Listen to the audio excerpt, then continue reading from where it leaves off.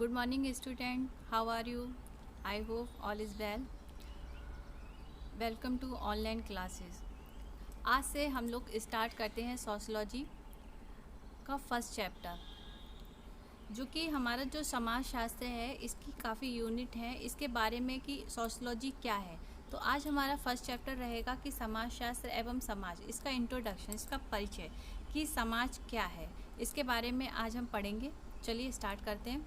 तो सबसे पहले मैं इसका इंट्रोडक्शन है इसको आपको एक्सप्लेन करती हूँ। देखिए समाजशास्त्र क्या है, इसमें कुछ सुझाव, समाज जो है जो जिस इन्वायरमेंट में हम रहते हैं, जो समाज है वो हमें कुछ सुझाव देता है। किस तरीके के सुझाव देता है उसके बारे में कुछ एक्सप्लेन किया गया है इस चैप्टर में, जिसके बारे में हम जानते हैं। जैसे कि युवा विद्यार्थी के सम्मुख रखे जाते हैं कुछ सुझाव, कुछ आइडियाज़, क्या कि मेहनत से पढ़ाई करोगे तो जीवन में सफलता पाओगे। हम लोग अक्सर सुनते हैं और ऐसा हमारे बड़े लोग, हमारे टीचर्स, या फिर आपने देखा होगा काफ़ी लोग आपसे कहते हैं कि जितने आप मेहनत करोगे उतने आप सक्सेस होगे, उतना आप अच्छे से आगे बढ़ोगे। तो यहाँ पे सबसे पहला सुझाव ये दिया जाता है कि मेहनत से पढ़ाई करोगे तो जीवन में सफलता पाओगे। दूसरा सुझाव क्या है, यदि आप इस विषय अथवा विषयों के समूह की पढ़ाई करोगे तो भविष्य में अच्छी नौकरी मिलने के ज़्यादा संभावना रहेगी। ऐसे भी हमारा जो समाज है वो भी हमें ऐसे सुझाव देता है, ऐसी राय देता है कि भाई ये सब्जेक्ट लोगे तो आगे चल के आपको अच्छी सी जॉब मिलेगी, है ना, अच्छी इसकी संभावना होगी। इस तरीके के सुझाव भी हमें समाज से मिलते हैं। फिर नेक्स्ट है, आगे क्या सुझाव है। तीसरा सुझाव इस प्रकार बताता है कि किसी लड़के के लिए ये विषय ज़्यादा उपयुक्त नहीं दिखता, अथवा एक लड़की के तौर पर क्या आपके विषयों का चुनाव व्यवहारिक है। तीसरा सुझाव आपने सुना होगा, हमारा समाज, यानी कि समाज में, जो समाज में हम रहते हैं, जो हमारे आसपास के जो लोग हैं वही समाज है जो हमें सुझाव देते हैं, जो हमें अपनी राय देते हैं। तो अक्सर हमने ये भी सुना होगा कि हमें लोगों ने राय दी होगी कि भाई सोशलॉजी ले तो, ये तो लड़कियों का विषय होता है, ये लड़कों के लिए इतना इम्पोर्टेंट नहीं लेता, लेकिन तुम्हारे लिए इम्पोर्टेंट है और जो है इसमें तुम्हें फ़ायदा होगा। इस तरीके का भी सुझाव हमें समाज की तरफ से मिलता है। चौथा सुझाव होता है, आपके परिवार को आपकी नौकरी की शीघ्र आवश्यकता है तो ऐसा व्यवसाय ना चुनें जिसमें बहुत ज़्यादा समय लगता हो। आपको अपने पारिवारिक व्यवसाय में कार्य करना है तो आप इस विषय की इच्छा क्यों रखते हैं। तो यहाँ पे नेक्स्ट सुझाव यानी कि समाज के द्वारा हमें मिलता है कि अगर आपके परिवार में आपकी जॉब के लिए ज़्यादा इम्पोर्टेंट है, सुझाव है, लोग हमें सुझाव इस तरीके के देते हैं, तो आप क्या करें, आप ऐसा कोई व्यवसाय सुनें जिसमें कि आपको ज़्यादा समय ना लगे और आप अपने पारिवारिक व्यवसाय में कार्य करना है तो इस विषय के बारे में सोचें। तो अब जो ये सुझाव हैं अगर हम देखें तो इन सुझावों पे अगर हम गौर करें तो उन गौर करने के बाद जो पहला वाला सुझाव है उसको छोड़कर अगर हम कहेंगे कि बाकी के जो 3 सुझाव हैं उनका खंडन करता है पहला वाला सुझाव। कैसे, जैसे कि पहला सुझाव दर्शाता है कि यदि आप कठिन परिश्रम करेंगे तो आप अच्छा कार्य करेंगे। ये सबसे बेस्ट है कि भाई अगर हम परिश्रम करेंगे तो हम अच्छा कार्य करेंगे तो हमें सफलता मिलेगी, उससे कोई भी लेना देना नहीं है, सारी सफलता हमारे खुद के ऊपर है, हम खुद से उस चीज़ को सीख रहे हैं। दूसरा क्या है, देखिए, और अच्छी नौकरी पाएंगे क्योंकि हम मेहनत करेंगे, सफलता मिलेगी, अच्छी हमें नौकरी मिलेगी। इसका दारोमदार क्या है, हम खुद हैं, क्योंकि जैसा हम करेंगे वैसा हम पाएंगे। लेकिन दूसरा सुझाव ये बताता है कि आपके व्यक्तिगत प्रयास के अलावा नौकरी का एक बाज़ार है। यहाँ पे कहा गया था कि दूसरा सुझाव क्या था आपका कि मेहनत के बाद दूसरा सुझाव था आपका, एक मिनट, विषयों के समूह की पढ़ाई करेंगे, यानी कि अगर यहाँ पे कहा गया कि भाई इन्हीं विषयों की आप पढ़ाई करेंगे तो कहीं ना कहीं ये जो दूसरा सुझाव था ये दर्शाता है कि बाज़ार, इसका जो बाज़ार है एक तरीके से ना नौकरी का एक बाज़ार है, और ये बाज़ार एक निश्चित करता है कि किस विषय की पढ़ाई करने से नौकरी के अवसर ज़्यादा मिलेंगे या किसके करने से कम मिलेंगे। लेकिन इसके बाद में तीसरा और चौथा सुझाव इस और भी जटिल बनाता है। ये कहता है कि व्यक्तिगत प्रयास और नौकरी का बाजार ही नहीं, ये तो लिंग, परिवार और सामाजिक परिवार यानी कि परिवेश में मायने रखते हैं। इसमें लिंग के हिसाब से बताया गया है कि भाई आप लड़की हो, आपको ये सब्जेक्ट लेने चाहिए, कि बॉय के लिए इतना नहीं है, या फिर परिवार को आपकी नौकरी की ज़रूरत है तो आप इस तरीके के सब्जेक्ट चॉइस कर लो कि जिससे कि आपको जल्दी से जल्दी नौकरी मिल जाए, या सामाजिक परिवेश मायने रखता है। तो व्यक्तिगत प्रयासों का बहुत अधिक महत्व है, लेकिन ये आवश्यक नहीं कि वह परिणाम को निश्चित करें।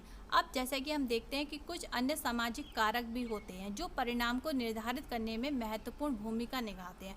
हमारे जो समाज है उसमें कुछ समाज में ऐसे कुछ बहुत से कारक होते हैं जो इनकी महत्वपूर्ण जो होती है भूमिका होती है। जैसे कि हमने केवल नौकरी का बाजार, सामाजिक आर्थिक पृष्ठभूमि एवं लिंग का जिक्र किया। क्या अन्य कारकों के बारे में हम सोचेंगे सकते हैं? तो हम पूछ सकते हैं कि वह कौन निश्चित करता है कि एक अच्छी नौकरी क्या है? ये कौन निश्चित करेगा कि अच्छी नौकरी क्या है? क्या एक अच्छी नौकरी के बारे में सभी समाजों की सोच एक जैसी होती है? क्या हमारे समाज में जितने भी लोग हैं तो नौकरी जो होती है, सब नौकरी के बारे में सबकी सोच एक जैसी होती है? नहीं होती है। क्यों नहीं होती? क्योंकि इसके बारे में समाजों की सोच, इसका पैमाना पैसा है। तो हम लोग नौकरी को किससे जो है आंकते हैं? उससे आंकते हैं कि भाई जिस नौकरी में ज़्यादा पैसा मिल रहा है, ज़्यादा सम्मान मिल रहा है, ज़्यादा सामाजिक मान्यता मिल रही है, व्यक्तिगत संतुष्टि मिल रही है, तो हम सोचते हैं कि भाई हमारी जॉब बहुत अच्छी है। तो जॉब का जो है, नौकरी का जो है, वो नौकरी की हैसियत का निर्धारण करता है। तो संस्कृति एवं सामाजिक मानक की इसमें कोई भी भूमिका नहीं होती है। तो यहाँ पर नौकरी जो है किस तरीके से जांची गई है कि अच्छी नौकरी क्या है, इन चीज़ों से लेकर है।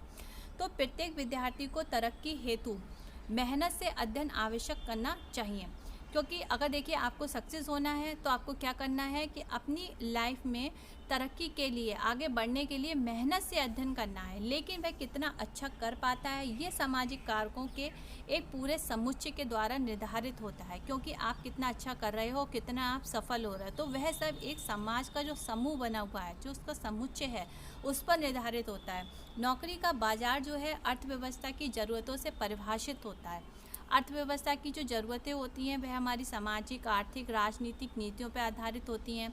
विद्यार्थी की नौकरी उसकी विशिष्ट राजनीतिक, आर्थिक के साथ साथ उसके परिवार को भी प्रभावित करती है ना।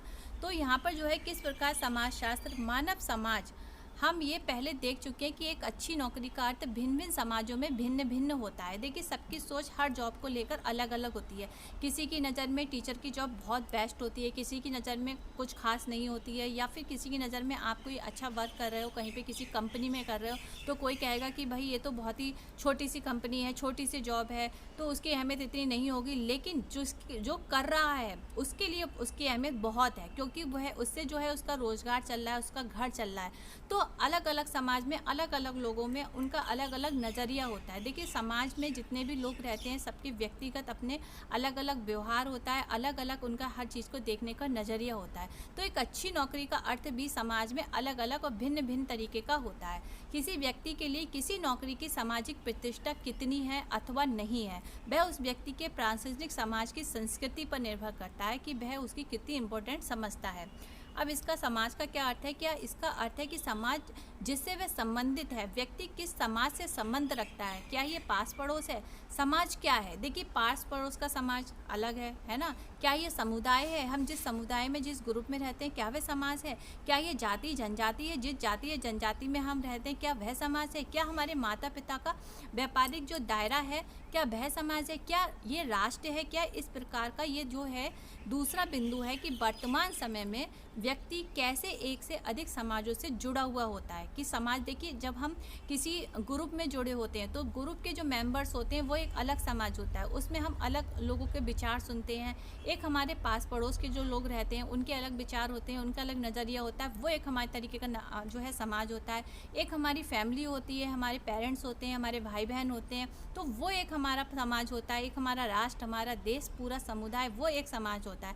तो यहाँ पर जो कहा गया है, व्यक्ति के एक से अधिक समाजों से, जो एक व्यक्ति जो होता है वो कई तरीके के समाजों से जुड़ा हुआ होता है, और समाज कैसे असमान होते हैं। तीसरा अध्याय जो है यहाँ पे परिचय देता है कि समाजशास्त्र में समाज का विधिवत अध्ययन किया जाता है। अब समाजशास्त्र में समाज का, यानी कि समाज क्या है, उसका जो है एक टॉपिक वाइज जो है विधिवत जो है अध्ययन किया जाता है। अलग तरीके ज़्यादा अच्छी तरह से समझा जा सकता है यदि हम पीछे मुड़कर बौद्धिक विचारों एवं भौतिक स्थितियों को ऐतिहासिक दृष्टि डालें। अगर हम पास्ट में अपने पास्ट के समाज को देखें, ऐतिहासिक और भौतिक स्थितियों को समझें, उन पे समझने की कोशिश करें, तो जिसमें समाजशास्त्र का जन्म एवं विकास हुआ, ये विचार एवं भौतिक विकास मुख्यतः क्या थे? पाश्चात्य थे, यानी कि पुराने थे, परंतु उनके परिणाम विश्वव्यापी थे।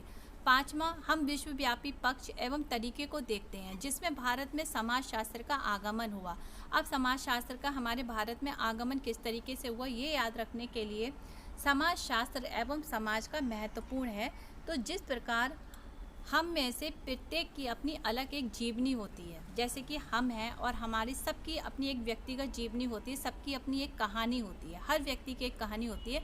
उसी तरीके से कोई भी जब विषय होता है तो उसकी भी एक जीवनी होती है, उसकी भी एक कहानी होती है कि कैसे उसका जन्म हुआ, किस तरीके से उसकी क्या क्या विशेषताएं, जैसे कि हमारा जब जन्म हुआ तो हमारे अंदर क्या कमियां हैं, हमारे अंदर क्या विशेषताएं हैं, हम कितने सक्सेस हुए, हमने क्या क्या चीज़ें देखी, क्या अनुभव किया। तो इसी तरीके से एक विषय के अंदर भी उसकी एक जीवनी होती है। तो उस विषय को समझने के लिए उसके इतिहास को समझना पड़ता है। जैसे कि किसी व्यक्ति को समझने के लिए उसके हम बारे में जानते हैं, उसको समझते हैं कि वह पर्सन क्या है, क्या था और अब क्या है, ठीक है। तो इसी तरीके से किसी विषय को जानने के लिए हम उसके इतिहास को समझना चाहना है। इसलिए समाजशास्त्र के हम अन्य क्षेत्र जो है विषय हैं उनके संबंधों की चर्चा करेंगे। तो ये टॉपिक आज था, इसका इंट्रोडक्शन आपका समाजशास्त्र का। आगे समाजशास्त्र के बारे में टॉपिक वाइज एक एक चीज़ें आपको एक्सप्लेन की जाएंगी। तो आप लोगों को क्या करना है, सबसे पहले तो सारे स्टूडेंट जो हैं सोशियोलॉजी की आप लोग बुक ले लेंगे अपने, और उसके बाद में जो चैप्टर मैंने आपको समझाया है उसको एक बार आप अच्छे से रीड करेंगे और आगे चल के मैं आपको क्वेश्चन आंसर्स दूंगी, उससे पहले ही आप लोग अपनी बुक्स को जो है ले लेंगे, ठीक है। और बुक्स लेने के बाद जो भी मैं आपको समझा रही हूँ उसको एक बार घर पे आप पढ़ेंगे, रीड करेंगे और समझेंगे, ठीक है। तो फिर मैं नेक्स्ट टॉपिक के साथ अभी आती हूँ, तब तक के लिए आप लोगों को बाय बाय।